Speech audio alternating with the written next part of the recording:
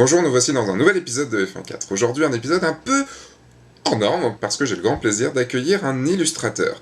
Mais un illustrateur, pas n'importe quel illustrateur, un illustrateur qui envoie du pâté quand même, on peut dire. Parce que quand j'ai vu ces images, j'ai fait « Waouh, un truc de malade !»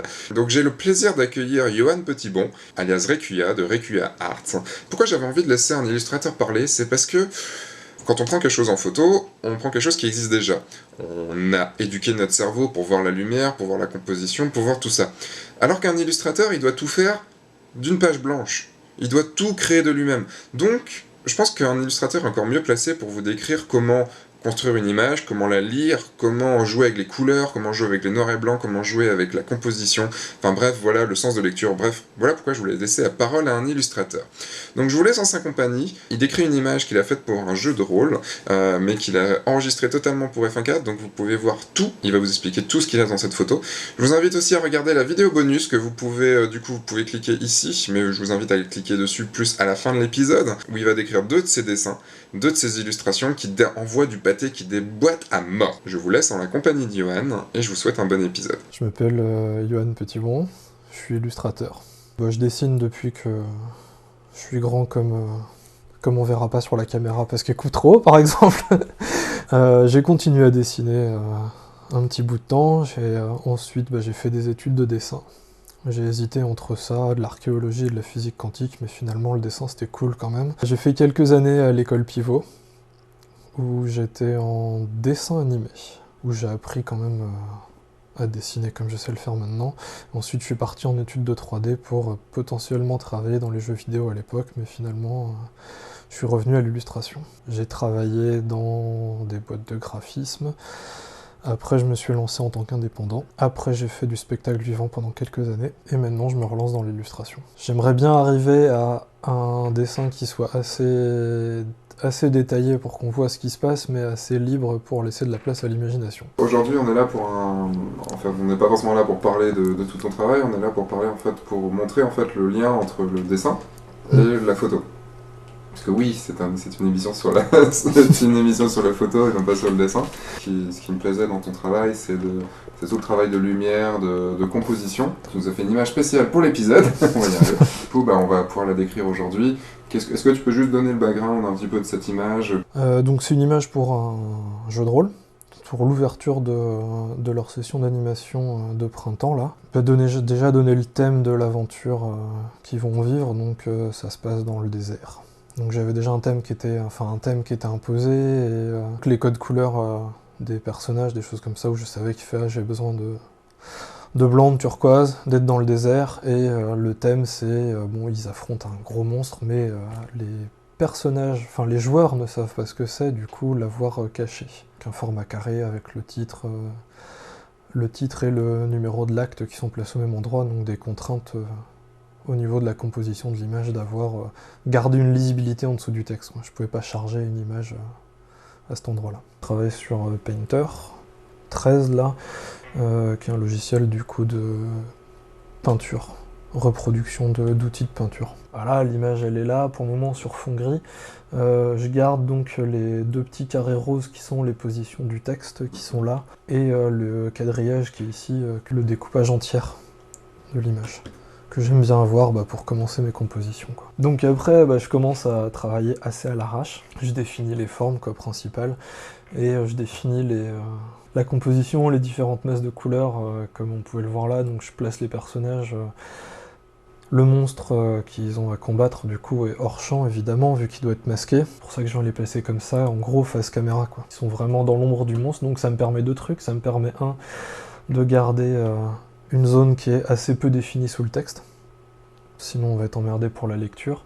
2, de bien les découper avec le fond et de faire une bonne séparation. Comme on peut voir là, je garde toujours l'image en petit pour vérifier que ça fonctionne, quoi. Voilà, une fois que la composition est posée, que ça fonctionne bien au niveau des masses de noir et blanc, je commence à rechercher les couleurs. Donc là j'ai posé les couleurs vite fait, et ensuite je commence à travailler un petit peu le détail des personnages et plus le détail de la composition. Couleur de fond, j'essaie de rester dans des trucs assez réalistes entre guillemets au niveau du désert, et je fais une séparation entre donc le fond qui va être dans des couleurs chaudes, parce qu'il est éclairé par le soleil, et les ombres qui vont être dans des couleurs froides pour accentuer le contraste, parce que c'est quelque chose qu'on retrouve assez souvent, et ça marche bien pour éviter de passer dans les de trop contraster dans les valeurs de gris et d'avoir du noir et du blanc qui vont écraser l'image. La faire tourner, c'est un truc, c'est un truc de dessinateur. C'est que, vu que je suis droitier, j'ai tendance à faire pencher mon image quand je dessine.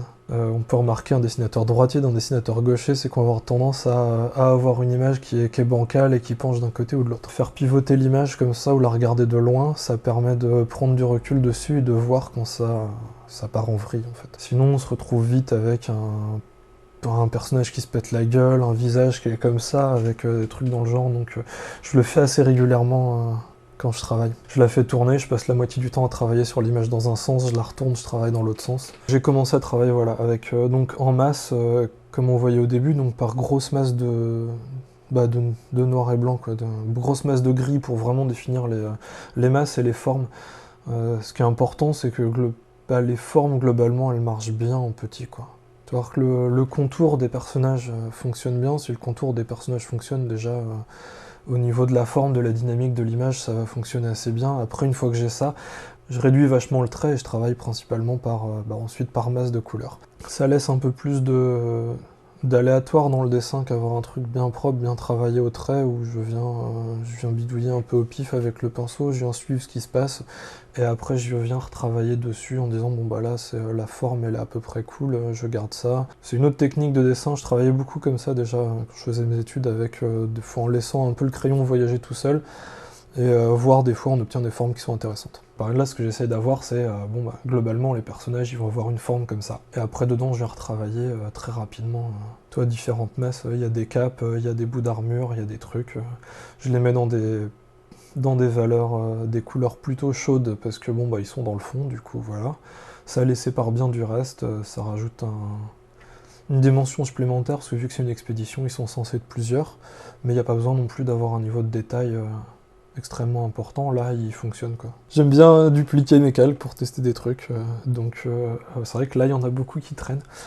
Déjà j'ai mon calque d'ombre, le calque de couleur que je viens rajouter par-dessus. Enfin j'ai même plusieurs calques d'ombre parce que là on peut voir que les personnages ils sont découpés sur plusieurs calques.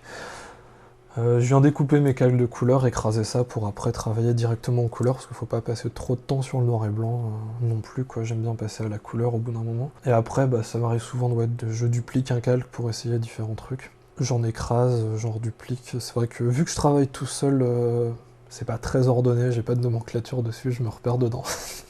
Painter fonctionne pas comme il fonctionne pas comme Photoshop au niveau des calques. Il y a pas les mêmes, pas de calque de réglage il me semble, mais c'est quand même pratique pour tout ce que font les calques autrement, à savoir tester des trucs, dessiner juste des petits bouts sans altérer l'image de base. Le calque de couleur fonctionne super bien parce que il fonctionne différemment de celui de Photoshop. Il prend juste la valeur de saturation de la couleur et il l'applique à la valeur de luminosité du gris qui est en dessous.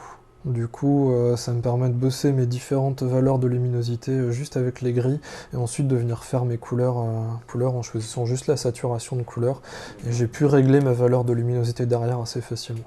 Sachant que de toute façon, c'est retouché à peu près beaucoup de fois derrière, mais ça permet déjà une bonne base comme ça. Le reste des calques, c'est principalement pour des tests qu'on a un personnage, enfin quelque chose qui se retrouve dans l'ombre avec un plan qui est très lumineux derrière, même en photo c'est pareil, on a une balance des blancs qui est différente sur les deux, avec tout ce qui est placé, tous les objets qui sont placés dans l'ombre, qui sont dans les teintes bleues, et tous les plus objets qui sont placés dans la lumière solaire, en tout cas qui sont dans des teintes assez lumineuses, quoi.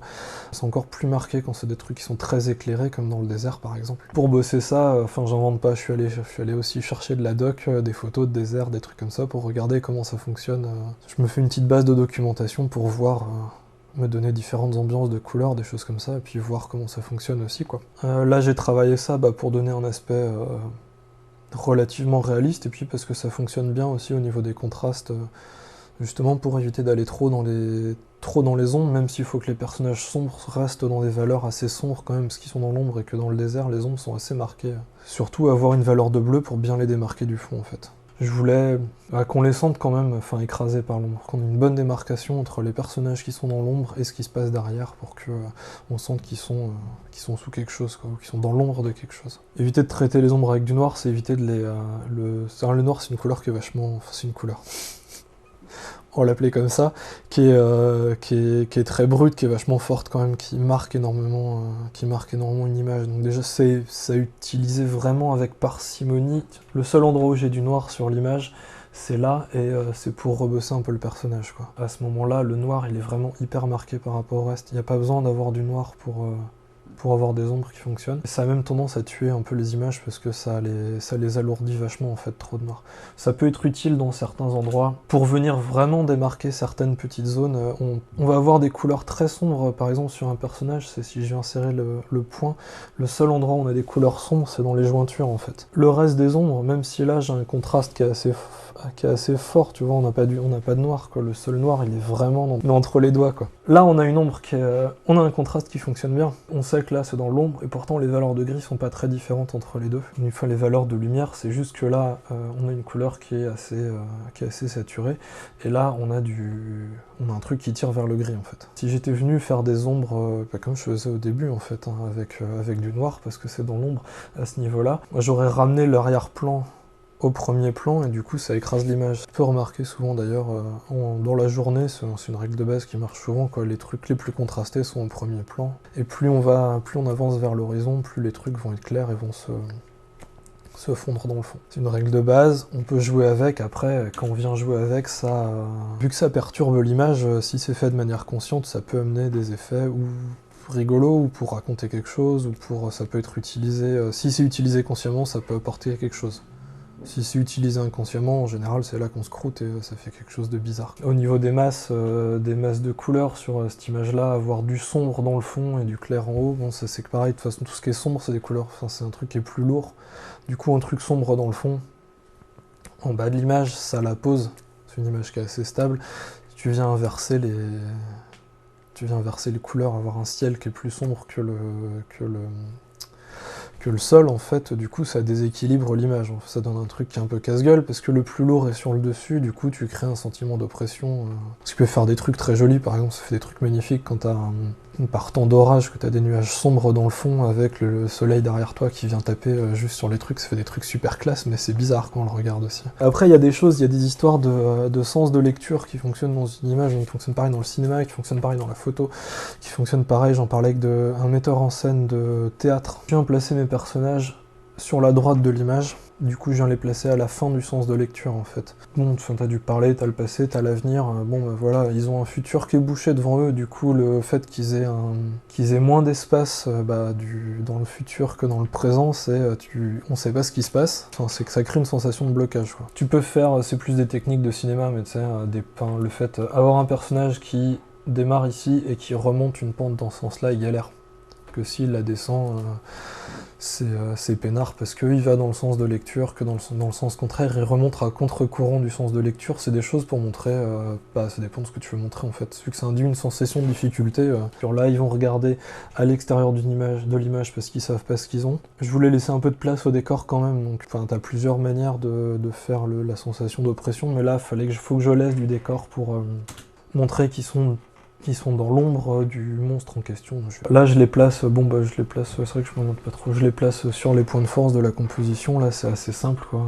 Ouais, voilà, du sens de lecture, ils vont arriver là, ils sont bloqués, quoi. Là, au niveau de ma composition en noir et blanc, si on voulait parler de ça, du coup, ouais, vu qu'ils sont dans l'ombre, je les fais plus foncés, là je commence juste à bosser vraiment tout ce qui est mes valeurs de luminosité. Donc tu vois que je travaille avec des brosses qui sont assez lâche, j'essaye juste de poser des formes, quoi. Histoire que ça marche bien. Là, je suis à peu près content de mon truc. Du coup, les brosses lâches, ça va bien 5 minutes, mais à un moment, on peut plus...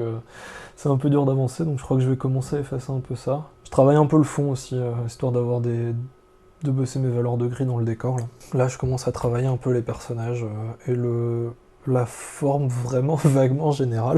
Mais bon, je suis content à ce moment-là, je vois à quoi ça ressemble. Et globalement, c'est pour définir les masses, et donc, ouais, comme j'en parle dans l'autre vidéo, garder, là, un côté sombre pour, on montrera l'image finale après, pas gêner la lisibilité du texte, quoi. Parce que si on se retrouve avec un truc super contrasté comme ça sous le texte, c'est un peu emmerdant, quoi. Et bon, c'est important que le texte soit lisible aussi. Voilà, là, j'écrase, je bossais avec les encres liquides de Painter, donc qui qui nécessitent un calque à part parce qu'elles réagissent pas pareil. Donc là, je les ai convertis en calques différents et je commence à travailler un peu plus mes valeurs de gris en fait. Ce qui est sympa de commencer un peu avec ces trucs-là, c'est que ça donne des formes assez brutes, comme ça que des fois je peux garder... Enfin, des fois ça me donne des idées pour la suite aussi. J'essaie de poser les valeurs de noir et blanc jusqu'à un certain point en fait. Je travaille encore là-dessus pour voir jusqu'où je vais. Je travaille pas forcément en noir et blanc non plus. Des fois je commence par une base de couleurs. Si je veux donner une teinte générale au truc, ou celle-là je l'ai commencé en noir et blanc pur et dur, ouais. Je m'arrête quand je suis assez content des valeurs qu'il y a. J'essaie de pas trop la détailler parce que ensuite je vais repasser une couche de couleur dessus et après je vais écraser ça pour travailler la couleur vraiment. Si je passe trop de temps à travailler mon noir et blanc, je vais le retravailler après de toute façon, une fois qu'il y aura la couche de couleur parce que des fois il y a des valeurs que je vois pas forcément. Là je me suis arrêté assez vite. J'étais relativement content, j'ai travaillé mon fond, j'ai travaillé mes masses de personnages mais sans trop les détailler. Du coup j'avais la valeur générale du personnage sans avoir détaillé les différentes valeurs en noir et blanc parce que j'ai des personnages qui sont dans l'ombre mais qui sont habillés en blanc. Faut se méfier parce que si je m'étais laissé aller à travailler des trucs trop clairs, des fois ça part en... Je me retrouve à mettre la couleur dessus, ça va pas du tout, faut que je retravaille. Si j'ai passé trop de temps à travailler pas le noir et blanc, je me plante après quoi. Le trait rouge qui se balade dans le fond de la vidéo, c'est les nouveaux repères de perspective que Painter rajoute. Donc que j'utilise rapidement pour voir mes rapports de taille, je laisse le trait dans le fond tout le temps pour me rappeler où est placée la ligne d'horizon, parce que sinon on a vite fait de l'oublier. Là tu vois, je viens de travailler vraiment mes valeurs de manière très très rapide pour poser des idées, et comme ça quand je passe à la couleur derrière, donc là je me dis bon il y en a un qui a une lance, il y en a un il va avoir une épée, le troisième il a une lance, de toute façon il va bouger un peu plus tard quoi. J'ai fait plusieurs tests, j'essaye de les placer et d'avoir, tu vois, en la gardant en petit, toujours d'avoir, vu que je suis un peu plus dans le détail, d'avoir une découpe qui marche quand même. Parce qu'on disait tout à l'heure qu'aussi l'image elle marche en petit au niveau de la composition, de la définition des masses, c'est que la base est solide quoi. Si la base est solide, en grand, il y a des chances qu'elle marche, on peut toujours se planter, mais si la base est solide, c'est bien que si la base est pas solide, tu peux passer tout le temps que tu veux à mettre du détail, à rattraper des trucs et tout, ça se verra toujours qu'il y a un truc qui est bancal, c'est un peu le problème quoi. Je me disais, le fond il est un peu trop foncé par rapport à devant, donc voilà. Et là je commence à poser les couleurs. Tu vois, là c'est là que je sépare bien les ombres, j'essaye de les foutre dans des tons bleus, donc là je suis allé un peu trop dans les bleus, je reviens dessus, mais en marron ça marche un peu moins bien quand même. Du coup, je garde les bleus et j'essaie d'aller plus dans les gris quand même, parce qu'il faut pas exagérer non plus. Sachant que, bon, avec le phénomène de relativité des couleurs, du gris, par contraste avec des couleurs chaudes, le gris va te paraître bleu, alors que par contraste avec des couleurs froides, le même gris, il va te paraître dans les tons orangés, ou enfin ça dépend de la couleur froide que tu as utilisée en fait. Tu auras l'impression que le gris c'est la complémentaire quoi. Genre là, le gris il paraît quasiment bleu, alors qu'en fait c'est du gris quoi. Essayer de poser des couleurs relativement réalistes au début pour tester, pour avoir une base comme ça, de couleurs assez réalistes pour voir où ça m'emmenait derrière quoi. Et après, une fois que les couleurs sont posées, je viens les écraser sur le fond. On voit quand même qu'il y a des choses qui ont bougé un petit peu au niveau des valeurs, mais bon globalement ce qu'il y avait au début, on le retrouve là quand même quoi. Ça se retrouve à la fin, il y a des personnages qui sont rajoutés ici, j'ai rajouté... Ils se détaillaient pas assez par rapport au fond, donc voilà, je suis venu rajouter un petit peu des bannières, des trucs comme ça. Tu vois, je suis resté quand même dans des valeurs sombres et dans les tons bleutés pour tous les personnages, sans aller trop profondément dans les sombres, même si là on doit être presque dans les noirs sur le bord ici, quoi. Ça reste raisonnable. Le noir il me sert à souligner vraiment ou les couleurs très foncées, vraiment certains trucs très fins, quoi. Pour le reste, on se rend compte que c'est du blanc alors qu'en fait c'est du gris foncé. Après c'est du travail de détail quoi, rester dans les teintes sombres sans trop se planter. C'est une image qui se voulait, fallait que je la fasse assez rapidement aussi. Après ce stade-là c'est un truc où je pourrais encore passer des heures de travail dessus. Si je voulais, il n'y a pas besoin parce qu'elle remplit son office et que c'est une image qui devait être faite assez rapidement. Après tu peux, au niveau de détail, tu peux continuer à travailler dessus autant que tu veux quoi. Détailler un peu le visage pour qu'on remarque réussir à ramener le regard des personnages vers le haut. C'est important parce que c'est un gros monstre vu qu'ils sont cachés dessous et du coup c'était travailler un peu là-dessus, même s'ils sont dans l'ombre, avoir le regard des personnages qui soit vers le haut et pas vers le lecteur comme pendant les trois quarts de l'image que je travaillais où j'étais à la merde, ça va pas. Regarde vers le haut, espèce de... Allez, regarde vers le haut. Il n'y a pas besoin de détailler partout forcément une image. Là, effectivement, il y a plein d'endroits qui sont pas détaillés. Les mains, c'est du... c'est un peu dépaté quand même, mais bon, ça fonctionne quoi. J'ai essayé de garder le niveau de détail. Ça vient aussi de ce que je te disais, où j'aime bien les images qui laissent de la place à l'imagination en fait. Donc ça veut dire ne pas monter le niveau de détail trop haut quoi. Garder des trucs comme ça en fait. Et essayer d'avoir l'équilibre entre un niveau de détail qui est assez élevé et un truc qui reste un peu lâche quoi. Là, le niveau de détail, il était important, au moins sur le visage, juste pour amener le regard vers le haut, parce que le regard vers le haut, c'est important pour montrer que le monstre est gros, c'est un détail que je pouvais pas négliger, quoi. Le reste, les mains, elles se suffisent à elles-mêmes, ce qu'on a à ce niveau-là, même si c'est un peu flou, ça se suffit. Les personnages dans le fond, on voit que c'est des personnages, on voit que qu'ils sont armés, que du coup c'est des militaires. Au moins c'est une expédition armée, et que donc du coup ça se suffit aussi, ils ont le même code couleur que le reste, donc on sent que c'est une expédition que ça fait qu'ils ont un uniforme quoi, et ça reste suffisamment lâche parce que je pense pas qu'il y ait besoin de plus les détailler que ça quoi. Eh ben merci. Non, est-ce que tu peux du coup juste dire où est-ce qu'on peut te retrouver sur internet? On peut me retrouver du coup sur ma page Facebook, Rikuaz Artworks, ou sur mon site qui est plus une galerie quoi, sur rikuart.com. Je vais commencer à parler de choses, à montrer des images en cours, des choses comme ça. Ce sera plus sur le Facebook et sur un blog quand j'aurai mis ça en place.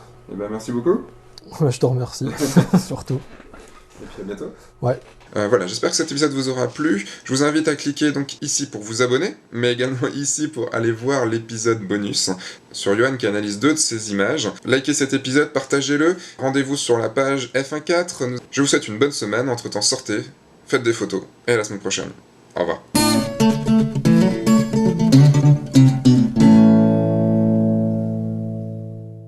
Travailler les flous pour donner... ça c'est la profondeur de champ, hein, voilà, classique. Un peu de décor dans le fond, mais pas trop présent parce que